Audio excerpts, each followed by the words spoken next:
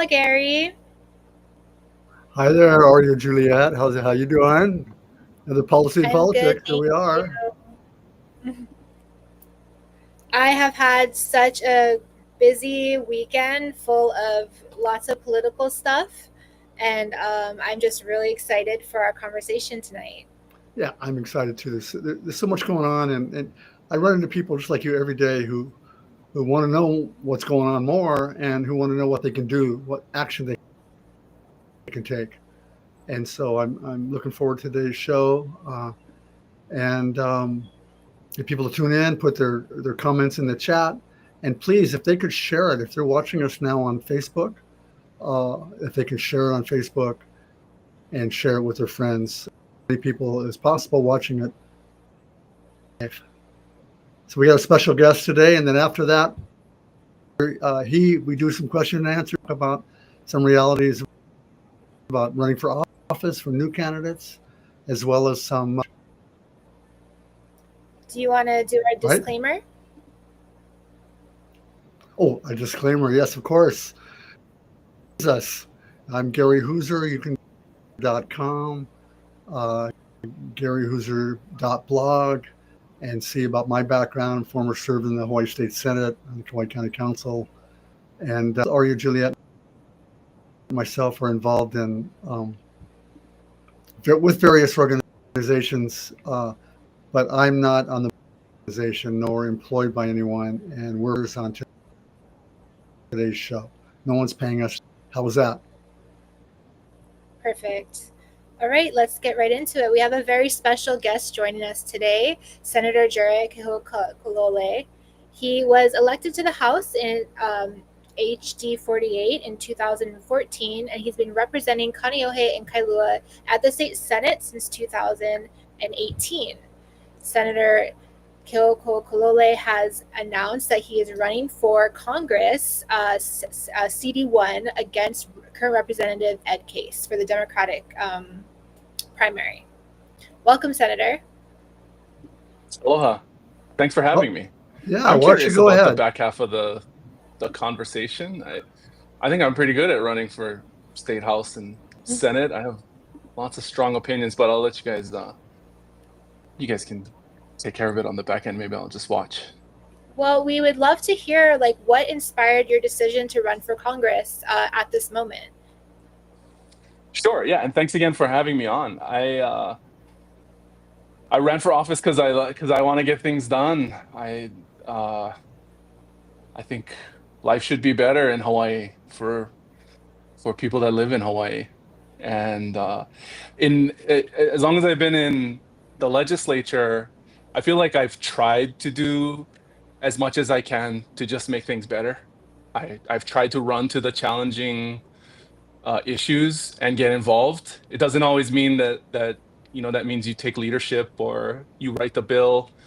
A lot of it is just getting involved and understanding what's happening, talking to people and figuring out what's going on and figuring out the right way, the most effective way to contribute. So I think this is a chance to do that in a big way. I think we've had some big wins over the years at the legislative level. There's still plenty of problems, and I still think there's a general disconnect between the community and elected leadership in the state. But to see things backslide as quickly and disastrously as they have since the election last year has been very frustrating.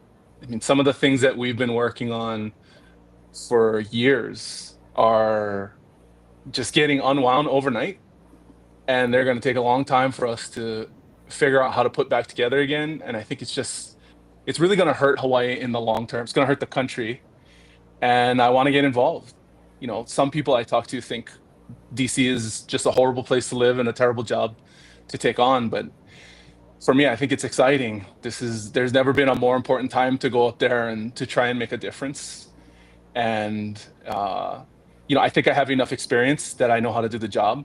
I think I have a passion for the job, and I talked to my family. We're ready to go. They're invested in it as well, and I want to be a part of the change. So that there's no better time and really more significant position to be in then up in Congress representing us. We only have 4 members of our legislative delegation. You know, we're a small state, so we need to be mighty. And so I want to go up there and do that. I think the challenge excites me, so that's why I decided to jump in. You know, we are political junkies over here. We like to talk a little bit about campaigns. So you're going to be running in an entirely new district that you currently represent and have been representing. How do you plan to introduce yourself to these new sets of voters who might not be familiar with you? A lot of the same way that I did when I ran for the House or for the Senate. You know, I grew up in Kaneohe. Most of the district I represented in the House was Kahaluu and on up into Waihole. So, you know, if you live in town, you think, oh, those are the same place until you get over there and you talk to those people. And a lot of people in Kahaluu, they wish they had their own separate zip code from Kaneohe. It's a different community. And so I had to go over there and learn and talk to people and introduce myself. You know, I did a lot of it at their doorsteps, knocking on doors. We've already started to do that, and I plan to do a whole lot more. There are 750,000 people in Congressional District 1, so I don't think I'll be able to get to everybody, but it is, you know, knocking on doors is one of my favorite things to do in politics. I think I'm just curious like that. I like to meet people when you got them at their house on their doorstep. You really get to hear and feel where people are. So I've been in communities where things are real nice and they know it and they're grateful. And I've been in places where things are not going so well, and you can hear it and you can feel it when you talk to someone face to face. I'll also say, you know, I'm really a townie. If you live on Oahu, I know, Gary, you're on Kauai, but you know how this works. If you live on Oahu, you've been everywhere on Oahu. You just maybe don't go as often to places outside of your normal sort of corridor that you go to and from work or to and from dropping your kids off at school, because Oahu's got a bunch of traffic. So, you know, you don't maybe get around as often as possible. But every job I've held when I've lived on Oahu, we lived on the mainland for a couple of years on the East Coast. But every job I've held has been in Honolulu. I went to high school in Honolulu. I went to undergrad at UH Manoa. I went to law school at UH Manoa. We, you know, buy furniture and groceries from Costco in town, or Waipio is one of the better ones. Hawaii Kai is probably the best one. It's, you know, all 4 Costcos are in Congressional District 1. I know them intimately. So is Home Depot, Walmart. You know, I mean, I know the district very well. I have a lot of family and friends and colleagues, and I've lived my whole life, you know, on both sides of the mountain. So you know, I don't think it's actually that big of a deal to live on the windward side and to have to come in and campaign in CD1. And part of the reason why is because we're going to spend a lot of time knocking on doors and talking to people. You know, it's, to me, by far the best way to understand what's actually happening is when you actually hear it from people that live there. So, you know, a big part of what we wanted you to be on today is because people don't know who you are. They see you as a state senator, but who is your mom and dad? What's your background? Family? Are you from a family of privilege? And there's good people on both. But what makes you different? Your opponent in this. Tell where you come from. Sure. What makes you you? Yeah, I grew up on the windward side. My dad was a construction worker. My mom was a nurse. They're both retired now. My mom's from Medford, Oregon. She's a full-blood Scot. That's where I get the complexion. And my dad is from the Keohokalole Ohana, and then the Hoapili and Kamanu family on the windward side. So I grew up in a neighborhood on Waikalua Road in Kaneohe, right by the police station, sort of right in the middle, that my family has ancestral ties to. The church that we grew up in was the 3rd church on the island of Oahu. It's 190 years old. It was the first mission that extended out beyond Honolulu, the first church on the island of Oahu was Kauaiha'o, and then Kaumakapili and Kalihi, and then Kaneohe Station Church, which is now Kaneohe Congregational. And that's where my whole, Hawaiian family that's from Hawaii lived, and they all went there, and we all grew up together as family. We also have relatives in Waianae, on Maui, in Kona. We're kind of all over the place the further back you get. But yeah, I grew up, on Oahu, working class. And what kind of work did you, before you got in the Senate, what kind of work did you do? You were elected. Oh, when I was in college, I waited tables, and then I was a tour escort for a couple of years 4 years at Jermaine's Luau in Waikiki. I think that's part of why I developed these skills to communicate and deal with people, deal with conflict. Actually, I tell people I probably dealt with almost 40,000 tourists during my time working as a tour escort at Jermaine's Luau. We used to go to Waikiki and pick people up, put them on the tour bus, and then drive out to Kalailoa for the luau. And people from all over the place, all over the world, tourists, And it was open seating when you get out there, and it's picnic tables on the sand. And so people would get out of the buses, and it's just, whoever gets to the luau first, they get the pick. So I got really good at loading up people in Waikiki in these crowded tour bus staging areas. I got real good at getting everybody on the bus really fast so that we could get out there early. But inevitably, you'd get a conflict where, too many people on the table, and they put these, pineapple slices out on the table, and families would fight over the pineapple. And that was a lot of our job, was just figuring out how to diffuse conflict at the picnic table at the luau because they're fighting over the pineapple. So a lot of times my job was just to see if. And you went from the luau to the Hawaii State Senate? Well, then we went to the mainland. My wife got into grad school after college, and I worked for a criminal defense attorney. He's sort of like my Calabash uncle in Brooklyn, New York, and he had a law office near Prospect. And I worked in the Manhattan Criminal Court, and I worked in a charter school. Part-time in a charter school in Brownsville, New York, which is about as bad a neighborhood as you can find in New York City. And we were there for a couple of years, and my wife, she spent some time interning in DC during the Obama years. And then we came back, I went to law school, and I worked after law school in administrative law. I did biosecurity work. I worked on invasive species issues after law school, and then the seat opened up pretty soon after I graduated. That House seat was vacated by Jessica Woolley back in 2014, and sort of on a dare, I decided to run. I was a big underdog, and then I got in, and I've served ever since. Great. That's great. Now I know a lot more background myself. So I can save for later. That's where I thought at, and I was driving a pedicab. In Waikiki years ago. So we don't want to get too far off track. We got a lot of stuff to cover. Senator, we'd like to know are you what issues are keeping you up at night, and what do you hope to address in Congress that's you can't really address right now in the state Senate? Sure. People moving away is one of the ones that really keeps me up at night. That's part of the reason why I ran to begin with. I remember talking to this elderly couple, Howard and Audrey in Kaneohe, and they talked about how they lived their whole lives in, worked, played by the rules, and the only time they ever got to see their grandkids was during the holidays when they came back from the mainland.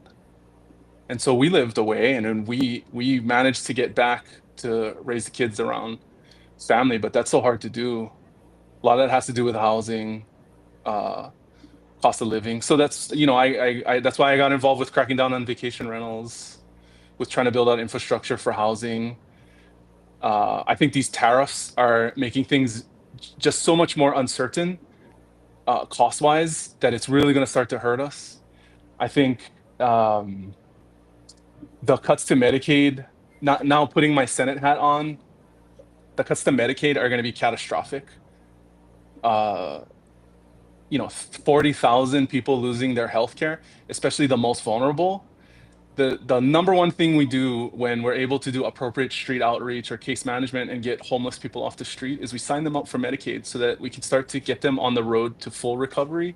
You start by taking care of, all of the health issues, not just mental health or substance abuse that everybody thinks about. It's like diabetes, just like general health, just getting people treatment for sores that they might have because they're living on the street and having a hard go of it.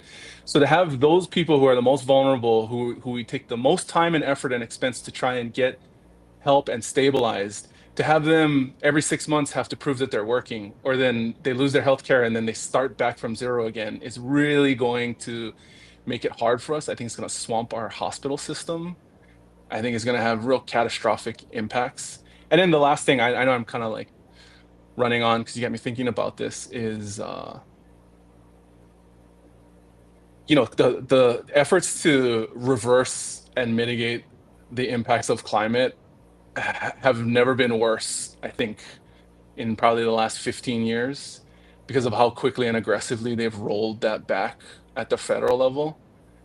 There's so much to do there, but I think especially on that one, we just need to fight. This is the amount of the speed and the aggressiveness and the cruelty in which they're proceeding to unwind some of this stuff and go after people is really, really disturbing. And so those are the main, I mean, those are the things that come to mind right away that I think about. And there are lots of ways to go and engage that at the federal level, but the most important thing is that you go with energy and with urgency, and you go out and you try and find the solutions. So I mean, that those are the things that I would probably dive into head first, immediately upon getting there.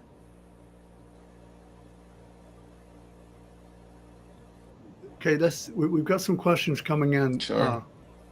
And we've also got some people involved volunteering to help, so we can take note of Thank you. that and pass that information along. One question came in, says, could you please talk about your position on the leases expiring for Pohakaloa and the other 3 areas? What do you think should happen? We talked about the show. Yeah. Go ahead and what do you Sure. think should happen? So frankly, I'm still trying to unpack what just happened in the news on Pohakaloa, because I guess, I read the letter that was sent by the Secretary of the Army, and he doesn't really say a whole lot.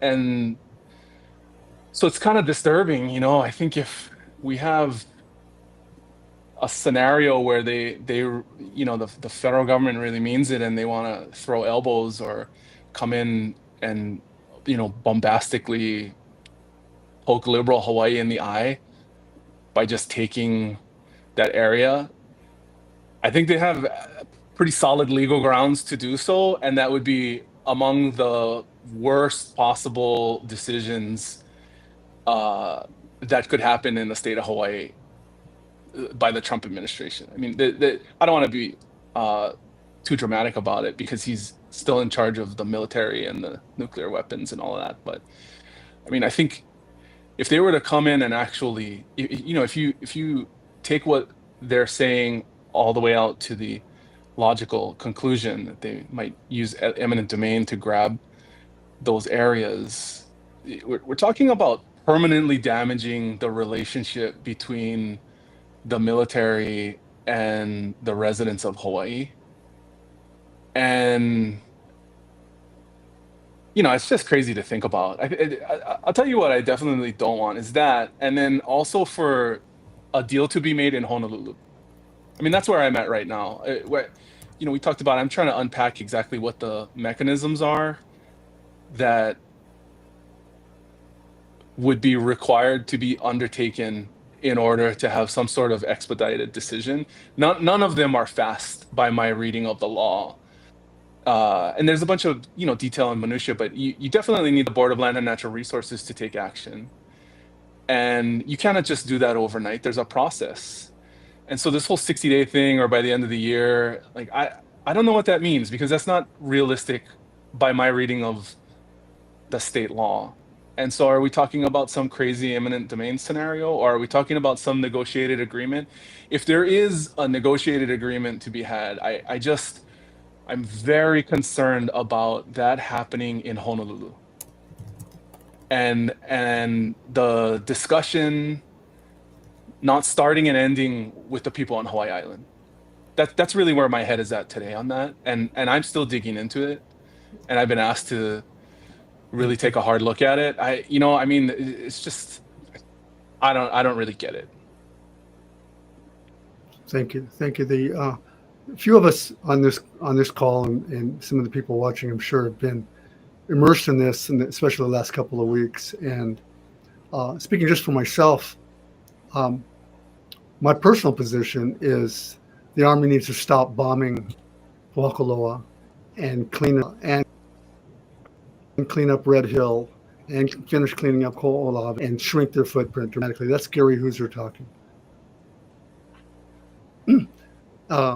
What I think I'm hearing is, at the minimum, they need to follow the law. They need to follow the process, Chapter 343, and do their full disclosure.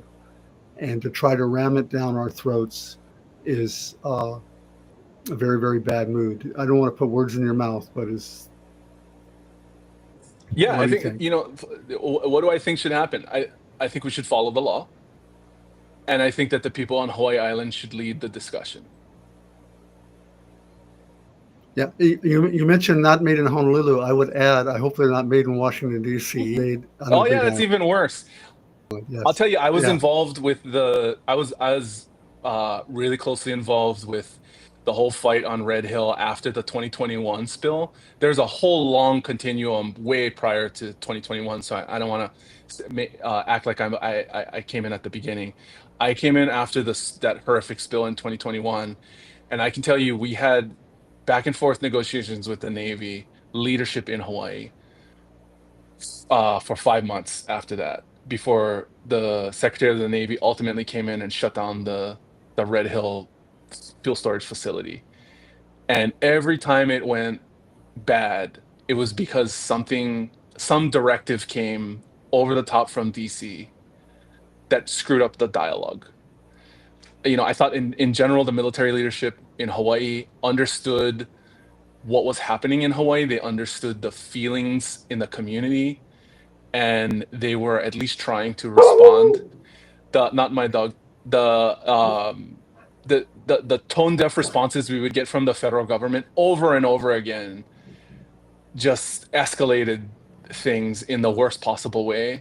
We started to use it against them at different points because of how crazy the whole situation was. And so I think that's part of it. I mean, there's a dialogue that needs to happen, and the conduit for the people of Hawaii to leadership up in DC that is often too far disconnected from what's actually happening in Hawaii. We're the best example of this. It is the federal leadership in the congressional delegation. Senator, a lot of us have been extremely disappointed with Representative Case's positions that he's taken over the past few years, especially regarding the SAVE Act and voter access.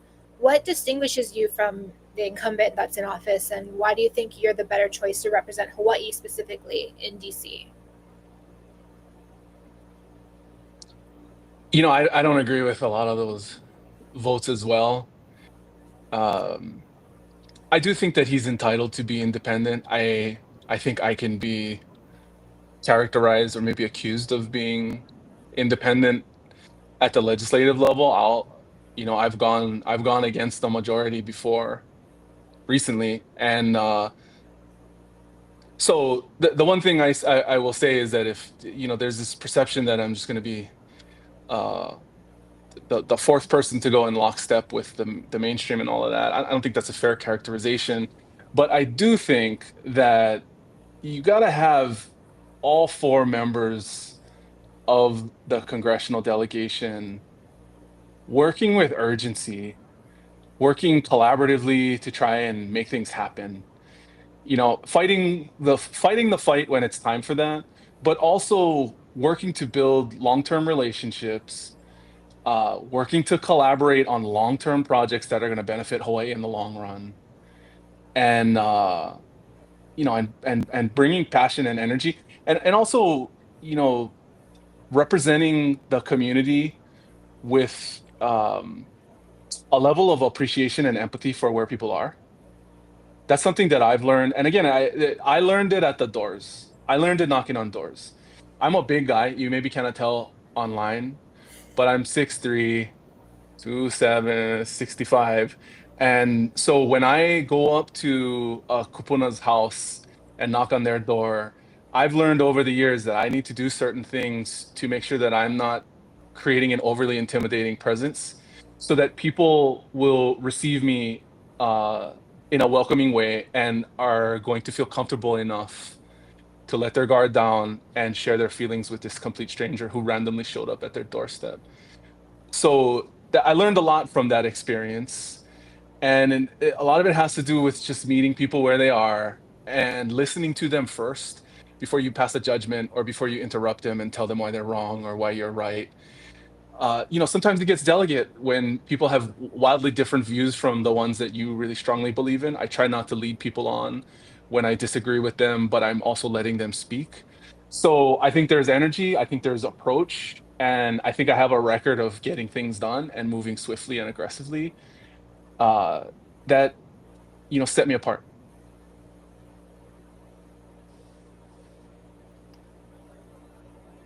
What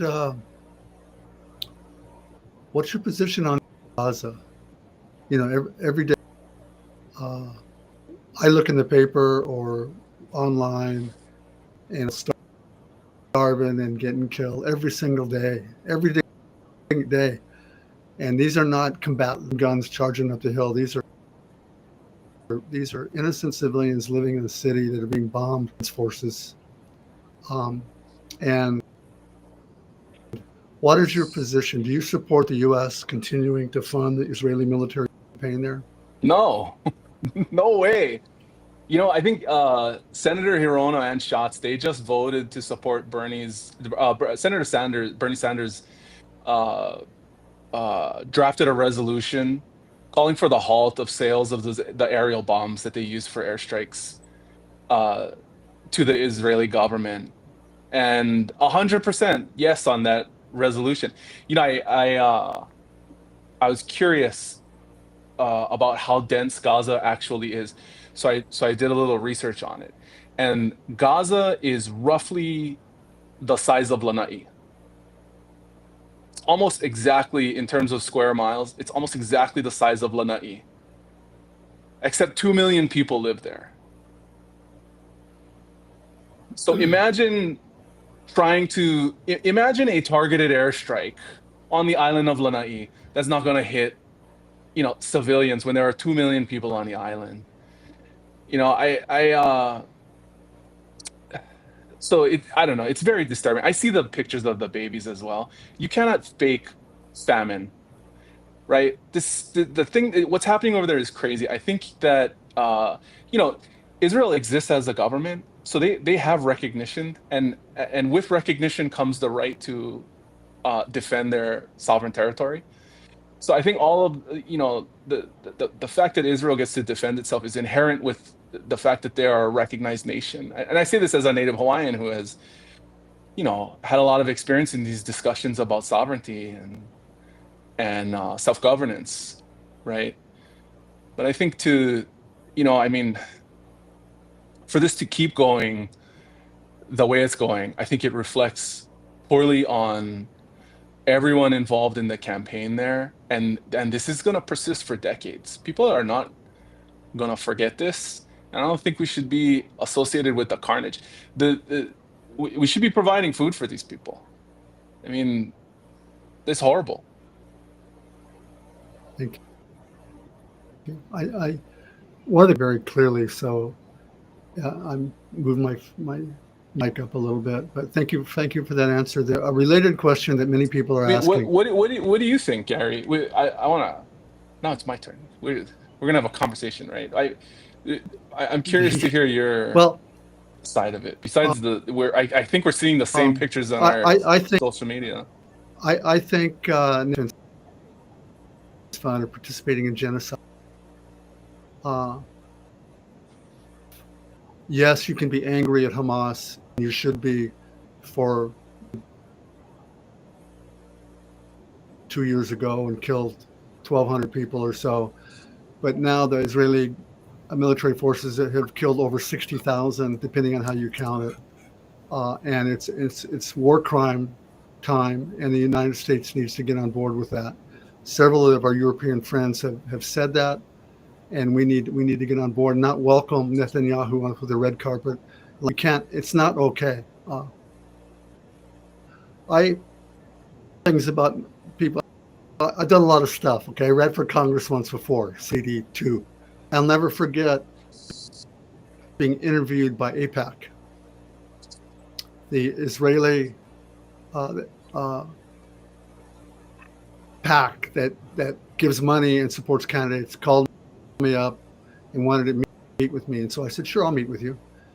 And we met in the lobby, and the first thing they said was, "Can we record an interview with you?" Well, he does that, in my opinion, in my experience, and so I said, "Sure." And they wanted to know my position, and my position was we should treat everybody fairly, Palestinians as well as Israel. This was 20 years or 15 years ago or so. And then they asked me, they wanted the names of my Jewish friends and their addresses and contact information. That was the most hardcore interview I've ever had. And so my question is, money from APAC in your campaign?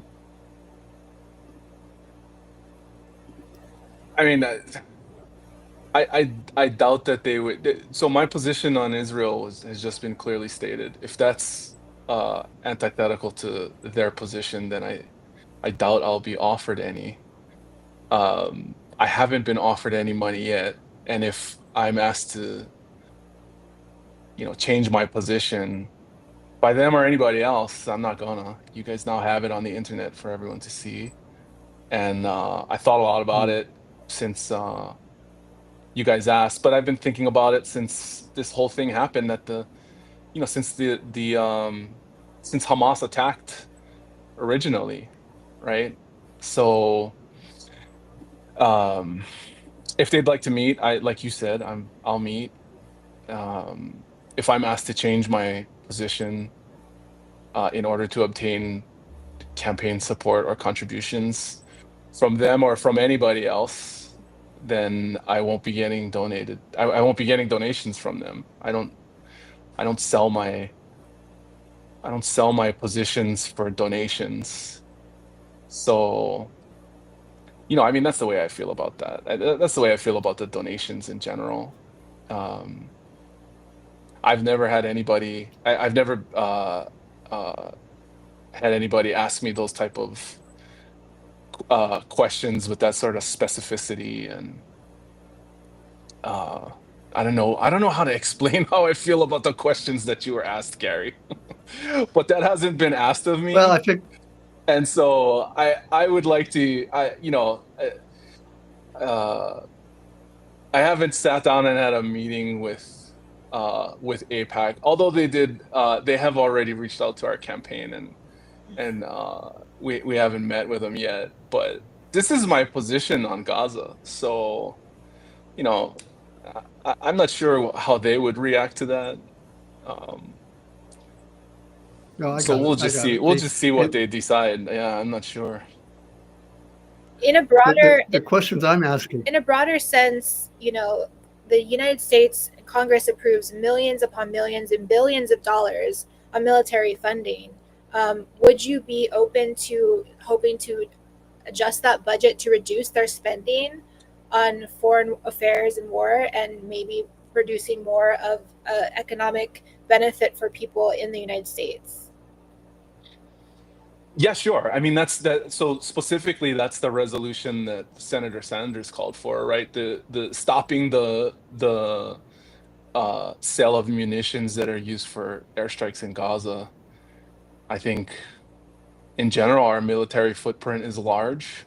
Maybe I don't disagree with the Trump administration on that. I have Marine Corps Base Hawaii is in my district, and they have been going through what they call a force realignment process, which is where they're trying to they're trying to change the way they deploy combat forces to account for the littorals, which is sort of the islands in the Pacific and the marine theater in which they fight. And so a lot of it is getting leaner and meaner. I wouldn't say that I'm just blanket anti-military. I'm very concerned about China. I don't think it's as great to live in a society that doesn't have the civil rights freedoms that we have in this country. I do think we're in the middle of a great power conflict, and we're right in the center. We're literally in the middle of it. Uh, should we be doing as much intervention around the world as we have done traditionally? Absolutely not. No way. Right? Can we be leaner and meaner? And can we unplug ourselves from some of these terrible catastrophes that are taking place around the world, where people in their native communities are under siege as a result of decades or generations of, you know, colonial legacy conflict? 100%. We should get out of that business. While we're on the topic of the military, I wanted to ask you what your position is about diversity, equity, and inclusion, specifically regarding the military's stance on denying retirement benefits for transgendered soldiers. Crazy, period. If you go fight for the country, you should get all the benefits you're entitled to. Do we need to go more into that? Like, that's wild. I can't believe to try and strip veterans of their rights is crazy. The that local guy who was deported to South Korea after, a full military career, and then he had some trouble. We have so many veterans that have trouble after they serve. So I mean, I don't care if you were in personally, I don't care if you were an illegal alien. If you signed up to serve in the military and you fulfilled that commitment, then I don't understand how you don't get afforded the full rights of that any other veteran is entitled to. I mean, some people don't like that. Some people think it's unfair that veterans get, like a discount, you know, at the theater or whatever. I personally, I don't mind it because, um, military service is a life sacrifice potentially, and they know what they're signing themselves up for. So, eh, you know, I don't care about gender identity in the military. These are people that are signing up to go and fight. They should get all the benefits they're entitled to. They're signing up to die, just like males and females. I don't see the difference. We have a question in the chat about illegal immigration, as you just highlighted.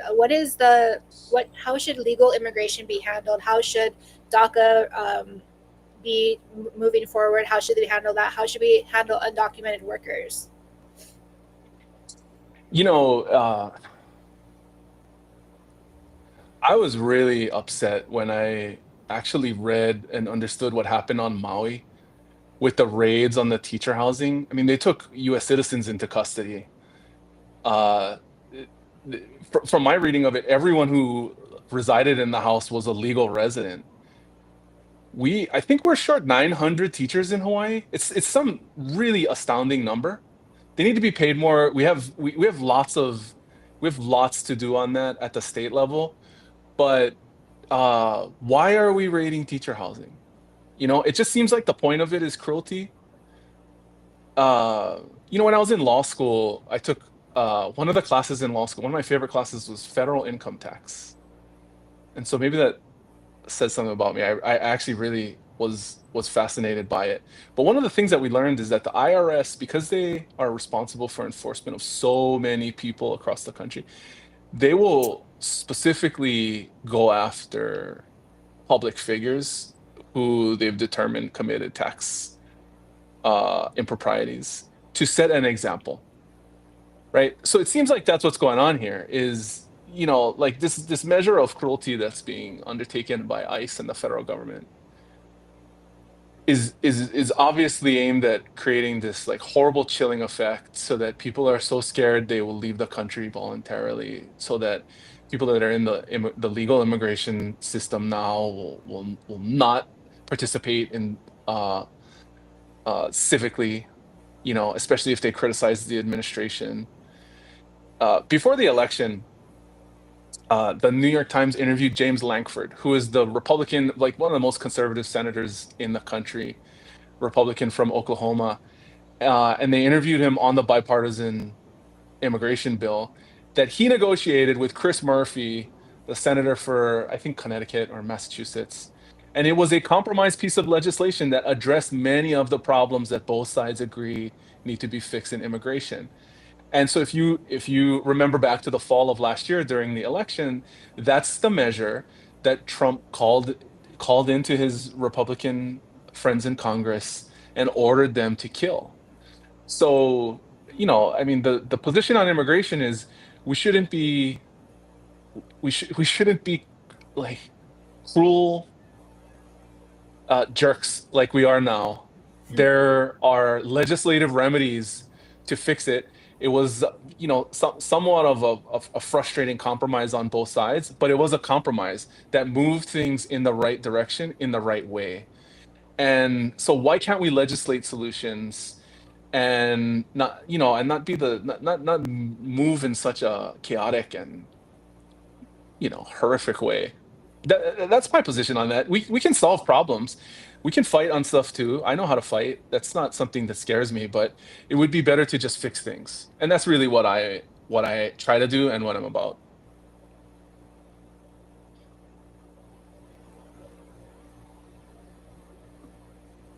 What what are you most proud of doing as a state senator? What accomplishment, Yeah, whether it's a bill build sure. or whatever? What? So we just did one to stabilize the property insurance industry. It's going to help a lot of people in Congressional District 1. We talked about how I grew up on the Windward side. There are less condominiums on the Windward side and on the neighbor islands than there are in Congressional District 1. And people have been really, really hurting with the spikes in insurance premiums, especially for hurricane insurance in Hawaii. A lot of it was after the Maui fires, but it's not necessarily specific to the Maui fires. It's just more about the fact that the global insurance industry and their financial, like Wall Street underwriters, are now finally pricing in the cost of climate. We have these more and more frequent massive disasters, and the insurance industry is bearing the brunt of having to pay for the cleanup for these increasingly large and devastating natural disasters all over the world. And so they're raising their prices to account for the risk. And it's really hitting condominium owners in Hawaii especially hard. So we put together a bill to revamp the Hawaii Hurricane Relief Fund, which Gary was, I mean, it was created to take care of Kauai after Hurricane Iniki hit, because homeowners after Hurricane Iniki couldn't get insurance. The insurance industry just packed up, they just folded up their tent and they left Hawaii. So we reinitiated that. And the program, the governor we worked with over the interim, he used emergency authority to get the policy provisions rolling right away. So as soon as we signed the bill, we could initiate immediately. And so we did. And so we signed the bill on July 3rd, I think. And we've already had several dozen condominium buildings, entire buildings in Hawaii, apply for this public insurance option and save tens of thousands of dollars. But the other thing that happened that I'm really proud of, because this is the first time I've wrote and passed a bill that kind of worked immediately. 11 years. This is the first time it immediately worked. Was because insurance carriers in Hawaii were refusing. Well, they either didn't have the capacity, or they were refusing to renew policyholders, or they were starting to scale back the number of people they were covering. condominiums were being forced to just sort of scrape together insurance coverage from anywhere around the world that they could find a carrier to cover them. So they call it non-regulated, non-domestic carriers, the surplus market. And so those guys can charge whatever they want. They're not under regulation, subject to regulation in Hawaii, price controls, disclosures, any of that stuff. And so what's been happening recently is these, as condominium buildings are coming up for their renewals, they're taking the public option offer from the Hawaii Hurricane Fund back to their surplus lines carrier. And these foreign insurance carriers are starting to match the public option. And so they're just staying with them. And we're not using any of our Hawaii money. We're just getting the market to readjust back to maybe what the price actually should be. It sort of proved that people were paying too much for the last several years, but we sort of, we might be immediately extinguishing some price gouging that's been happening in our insurance market. And these are HOA fees for people. They're paid through your association fees. They're huge burdens on, kupuna and fixed income. Most of them, who overwhelmingly live in condominiums. So I'm real proud of that. Again, another long-winded answer, but actually, Gary, the one I'm the most proud of was the very first bill I ever passed, which was a bill to streamline the process for community groups to rehabilitate native Hawaiian fish ponds. It was the very first bill I ever passed. And the reason I passed the bill was part of why I ran for office. I grew up right up the street from Naoneola'a Beach Park, sort of at the innermost corner of Kaneohe Bay. And when I was little, my dad used to take us down to the beach the same way his grandmother did. And on low tide, we would just go fishing for opai. And it was so abundant over there. There was a sandbar. So on the real low tides, you could just take a scoop net out and you could catch red opai, which are the little shrimps that they dry and you put them in saimin and stuff. And when we got back from, we lived, like I said, a couple of years on the East Coast. When we got back and we had our kids, I hadn't been down there a while. I took them down and the opai are gone. Like the crabs, the things we used to fish for and catch when I was a kid, because of the pollution, because of the overuse, and just a lack of care and attention to the ecosystem over there in the bay. I cannot show my kids how to catch opai. I can only talk to them about what it was like. And so I've been trying to, so that was part of why I got involved. We went after cesspool pollution. We passed legislation to transition that whole situation out because first we had to do a study to prove that it was polluting the nearshore area. Then we banned cesspools statewide, and then there's a transition phase that we're still working on. And then I got involved with the fish pond hui to make it easier for community groups to reestablish fish ponds, which were nurseries in nearshore ecosystems, where in a protected area, you can nurse juvenile populations of fish and other creatures, and then they would let them out. Part of the fish pond management is you let them back out on the bay to spawn. So I didn't think that I would pass anything my first year, and we ended up passing it. And that one I'm still proud of. Good. Two good examples. A grassroots example and a more complex condominium insurance numbers, glazed over the eyes, kind of. Sorry.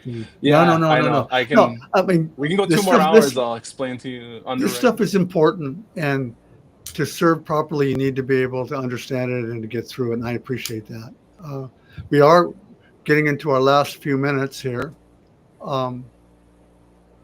So before, Ari, you have another question or? Yeah, I just wanted to say a lot of voters are feeling very disfranchised from the federal decision making. I think, in Hawaii, we have our lawmakers are very close to us. We get to know our county council members, we get to know our state reps, and we do get to know our Congress, but they still feel like the decisions that they're making are so far away. what advice can you help us give to engage with you if you do end up serving in Congress? How would we best be able to contact you? How do you stand to stay connected? What are you going to be doing on those long 18-hour flights back and forth?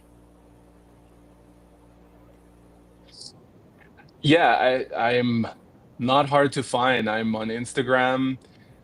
JarrettForCongress.com is my website. Those inquiries go directly to me. That's JARRETT, two R's and two T's, JarrettForCongress.com. I'm on LinkedIn, I'm on TikTok, I'm on Instagram, Facebook, YouTube. Uh, if you have state issues, you can go directly through my legislative page. I mean, I try and be very accessible. We have an email newsletter. I try and put out as much as I can. I learned pretty early on that people should not feel disconnected from their government. And like I said, I mean, I sort of developed the I developed into the legislator I am from knocking on thousands of doors and learning how to talk to people from doing that. Also learning how to keep people from fighting over the pineapple at the luau. But you know, that's the approach that is very important to me. People should get access to their leaders, and then when they do have access to them, they should feel like they're heard. Even if that means we're not going to do it exactly the way people want, or if we're going to just completely disagree with them.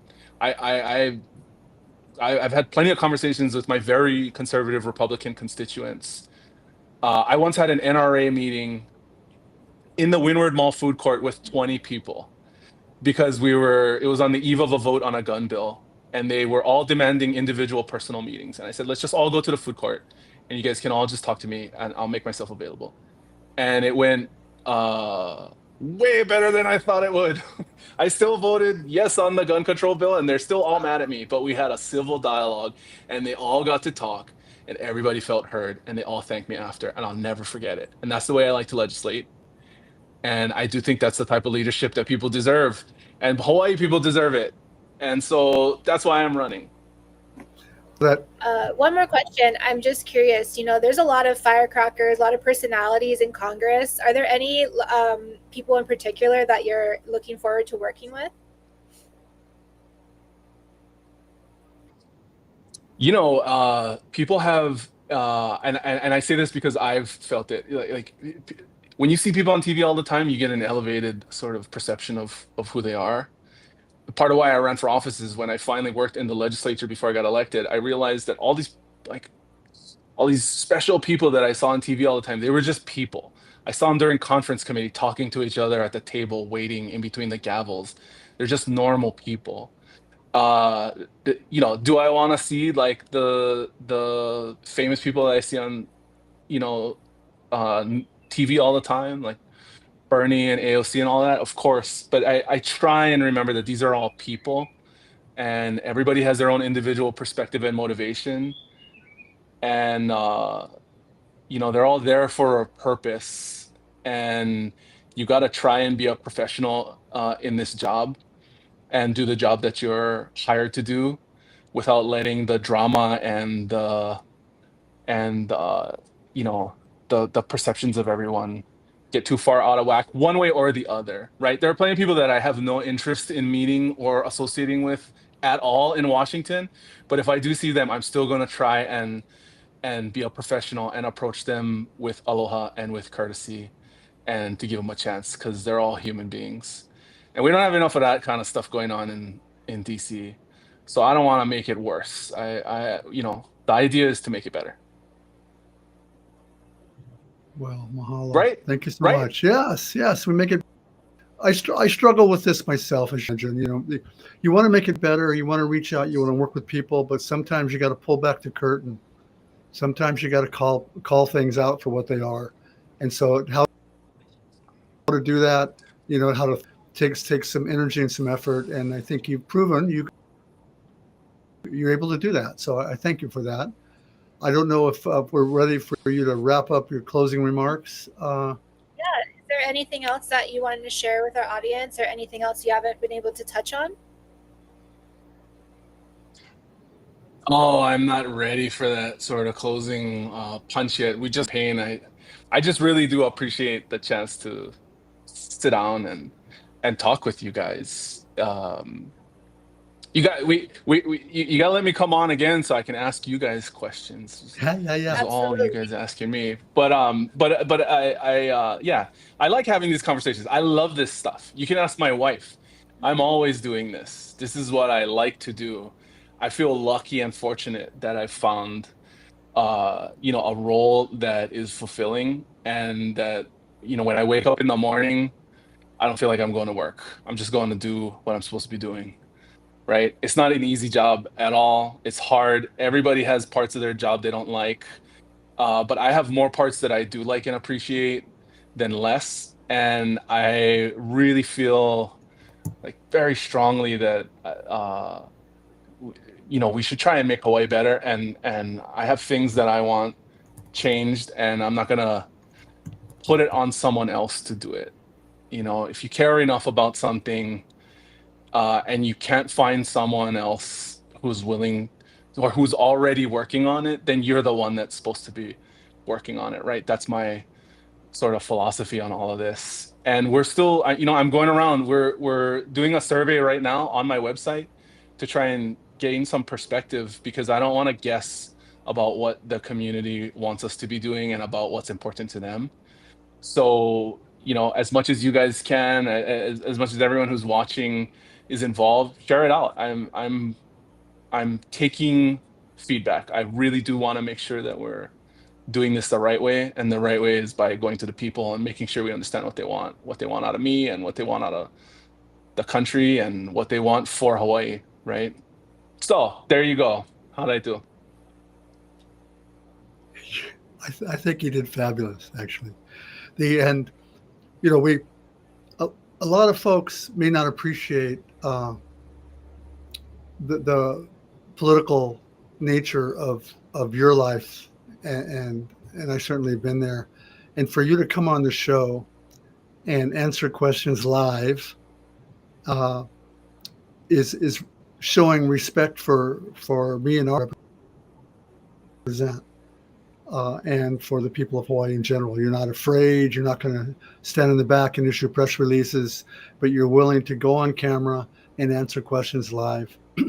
And most of the questions that I asked, people were calling and texting and emailing me, going, "What about this? What about that?" So I said, "I'll ask them, and I'll try to ask direct questions. We're not tossing fluff balls around here on the show. I want to hear what someone really stands for and what they really believe." And I think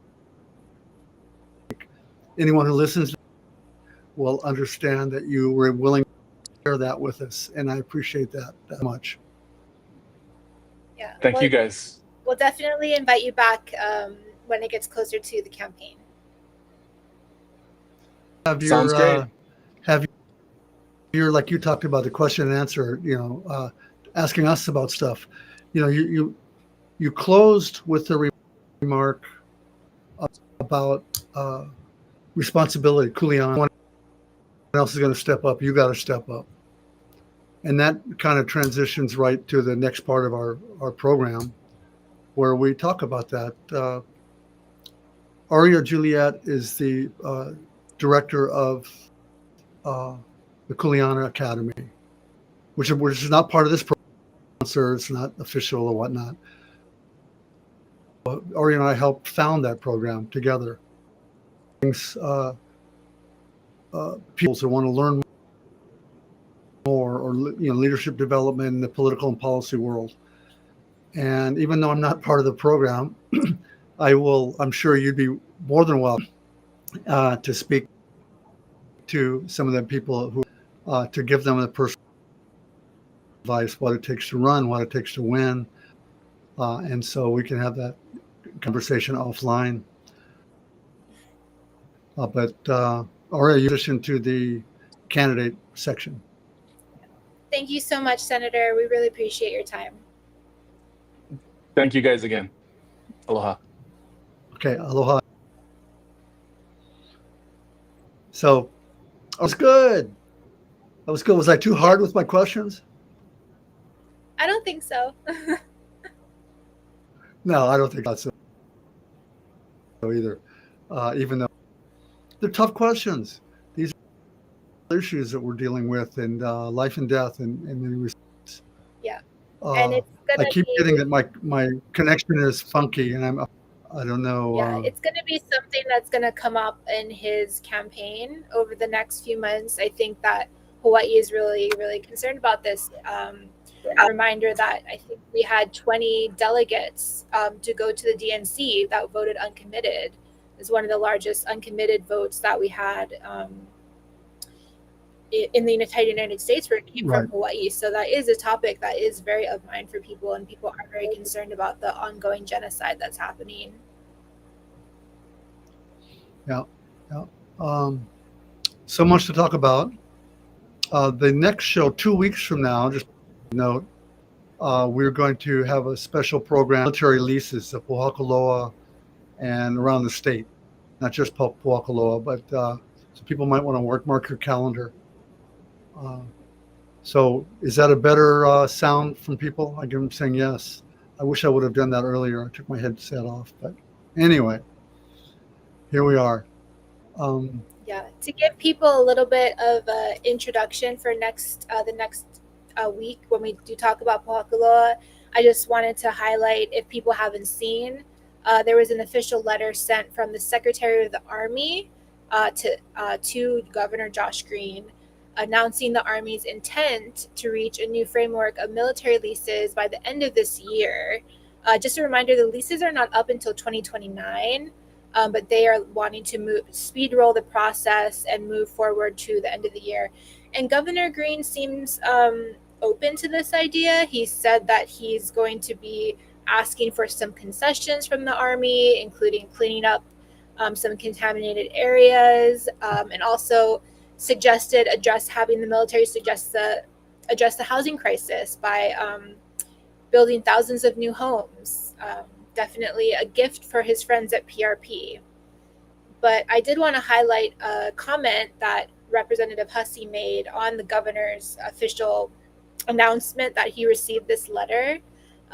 Representative Hussey said, "To be clear, this is not a lease renewal. The leases are up in 2029. The options are either a brand new lease, a sale of public lands, or an outright condemnation via eminent domain.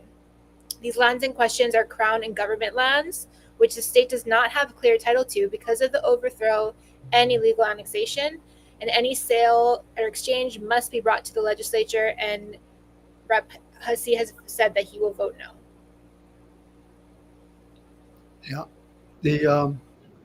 In one of my past lives, Gary Hoosier's worn many hats over the years.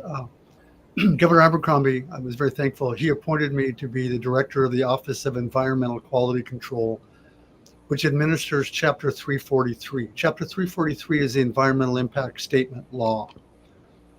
That is a state law, and that is a pivotal piece of law right now. The law says that the Army, anyone who uses state lands or going to lease state lands or buy or sell, swap state lands, has to disclose the impacts that are going to happen. So disclosure. It's called an EIS process, Environmental Impact Statement. The Army failed that. The Board of Land and Natural Resources rejected their Environmental Impact Statement. They told the Army that your statement is flawed, it's faulty, it's inadequate. You did not do it right. So the only way to have a lease, the only way to make any reasonable decision on the Army's use of these lands is to do with them. And that means EIS is essential. And the Army is saying, no, they're not going to do it. And they're going to break the law. And if we push them hard, they're going to just take it anyway. And I don't believe it's a long, drawn-out court process, and the courts have ruled just compensation. They would have to get an appraisal and do all this stuff and pay for it. Different people have different positions. My representing any organization is the Army should drop Pohakuloa, Makua, and Keiki. Just say we're not going to use those anymore. Clean them up, get rid of the ordnance and the bombs and the uranium in the dust and give them back to the Hawaiian people. The Navy should clean up Red Hill and do the same. And we already have the U.S. Anyway, it's taking too long. That's my position, but we'll be having a lengthy discussion on this 2 weeks from now. So Gary, what is our lesson from the ledge this week? So lessons from the ledge. Last time I talked about this. I don't know if Mishka is listening or not, but we had some initial lessons. Just some basics for advocates. I want to be a effective advocate at the ledge. Some basic things you need to learn. A lot of people don't know there is. I'll ask people, raise your hand and tell me who your state senator is. And they'll tell me Brian Schatz. Well, no, that's your U.S. senator. That's not your state senator. So the first one is know who represents you. The hierarchy of influence, the people that are closest to the legislature.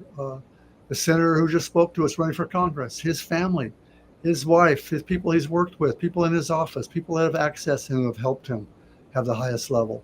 People at the lowest level are people not from Hawaii, people without an 808 phone number. Big organizations have access. People in the district have access.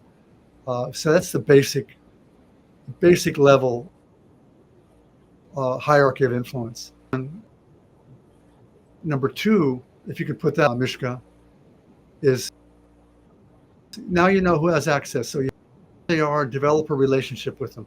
Call your council member, call your state lead. Put a group together with your community and talk to them directly so you have direct influence. Now, what's the best way to impact someone is to meet with them personally.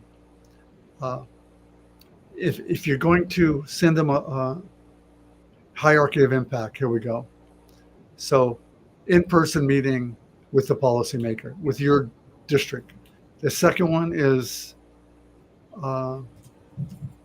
in-person testimony. Just show up if you can. In-person testimony is better than Zoom, but Zoom is better than nothing. But if you can show up, meet with them first in their office. Say, Senator, Representative, Council Member, I live in your district and I need your help, on this issue. Then when they have a hearing, show up and testify in person. Pack the room on these issues. The Big Island County Council just had a big issue on the Poakaloa. People got to show up. Maui's done it.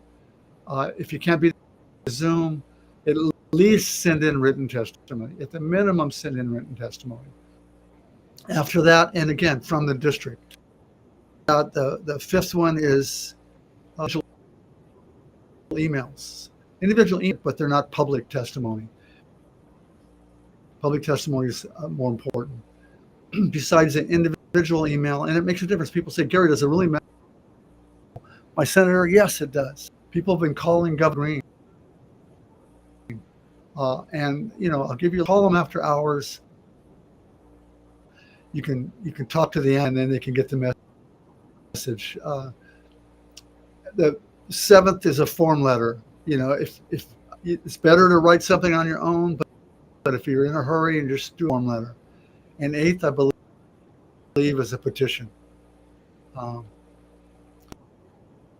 Showing up, petition. That show up at their office, show up and do testimony, individual, but do it all if you can impact. When you do send an email and you do call, make sure right away, in the subject matter, in the subject line, you tell them, you say, this is for this issue or against, so they know right away. They just glance at it. Here's somebody for it. Here's somebody against it. Tell them you're from the district. There we go. Support or oppose. Right away, so there's no where you stand. Always request, if you leave a message by phone, leave a message, please, on this issue. If you send an email, same thing, please. And then if they don't reply, that tells you, public-minded legislators, tells you probably need to look for somebody else to represent you. Number three, keep it short. Name, your zip code, And whether you've gotten emails when I was in the Senate from people, good emails, except they didn't have the person's name. I didn't even know whether they lived in Hawaii, let alone their name, the zip code, and whether you live in the district.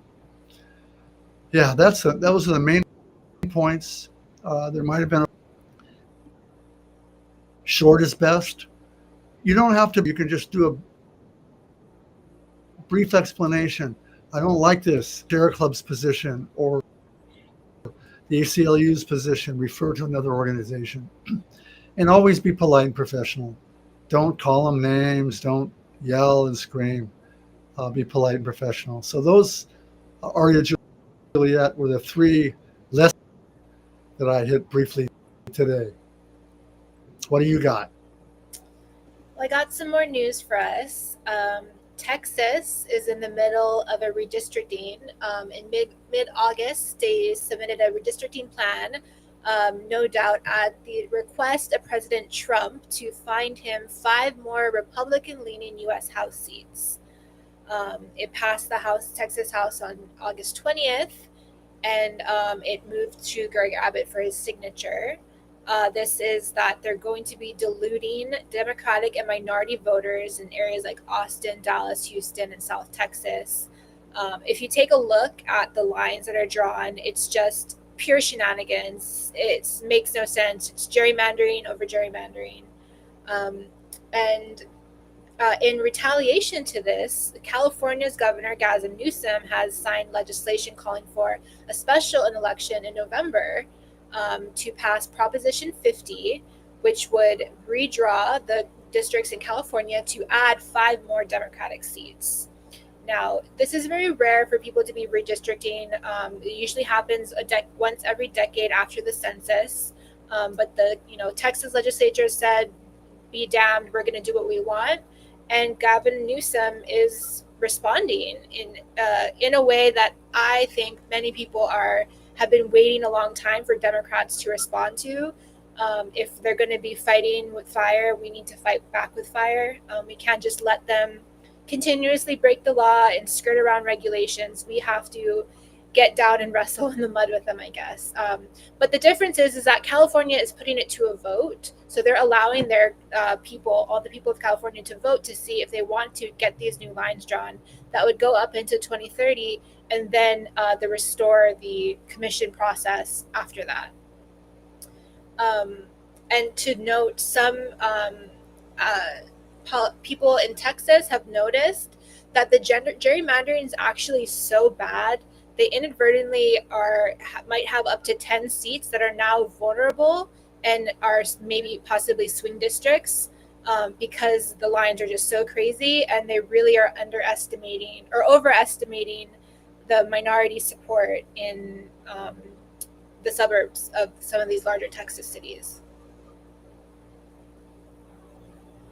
Yeah, it's crazy on a national level. It's hard for me even to wrap my brain around it. And I've been around a lot of stuff and been involved in lots of different issues. And I mean by focusing on local, so reach out to your members of the Democratic Party. The reason why I wanted to bring this up is because even though Hawaii is a predominantly Democratic state, believe it or not, we do have gerrymandering issues in the small redistricting process that we have here in Hawaii. The Democratic establishment is not the same as the Democratic Party, and the overwhelming majority of people that are in charge are part of the Democratic establishment. So they are trying to keep themselves in power, and it's not necessarily a democratic process. We saw this play out very clearly. The last redistricting process, Senator Laura Ocasio was cut out of her Senate seat and paired up against Lorraine Inouye was put into Senator Laura Ocasio's seat to put the 2 incumbents up against each other. And there was a couple other lines that were kind of pairing incumbents together, but the establishment incumbents were able to get those lines fixed.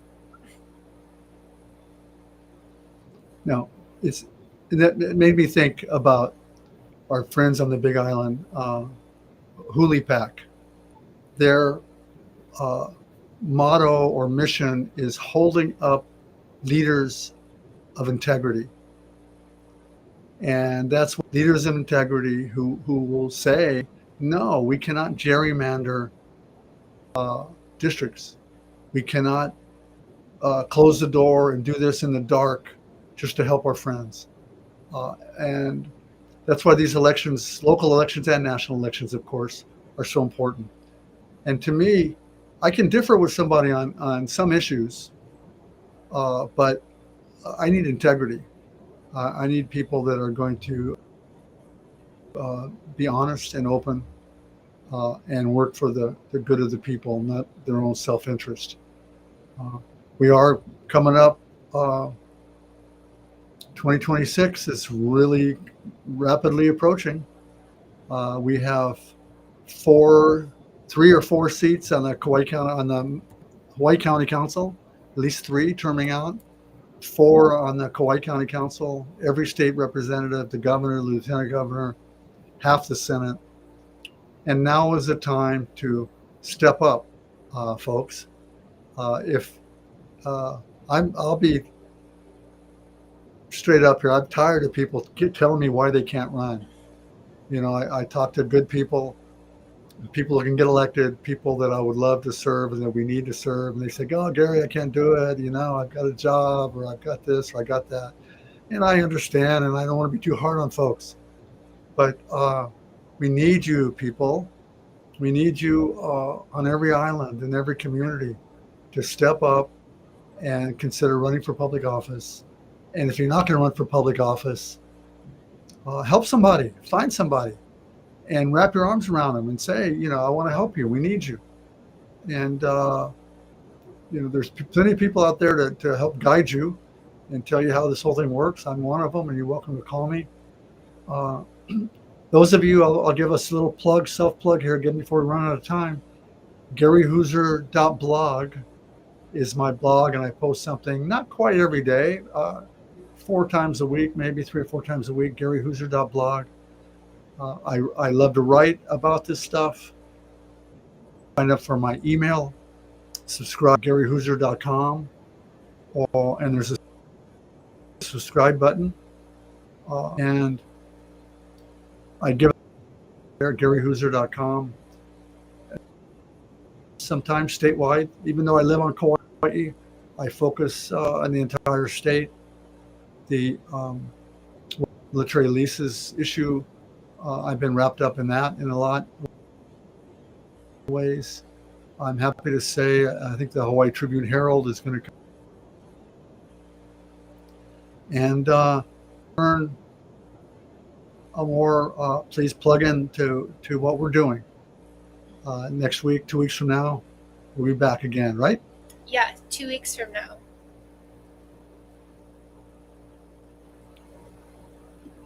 All right. So we have a pause. So I don't think we have to wait till 6:30 to sign off. Nope, we're good. Are we done? Mm-hmm. So I think it was a good show. We asked some direct, tough questions, and he answered them. Understand from a perspective of someone who's been there, sometimes direct, simple questions aren't so simple. Would you support that? Well, generally speaking, it depends on what it actually looks like, if it's about a subject. So, so I thought it was good. We'll think about what other guests we can have on in terms of new candidates. And that's all I got. I want to thank. I apologize about the sound.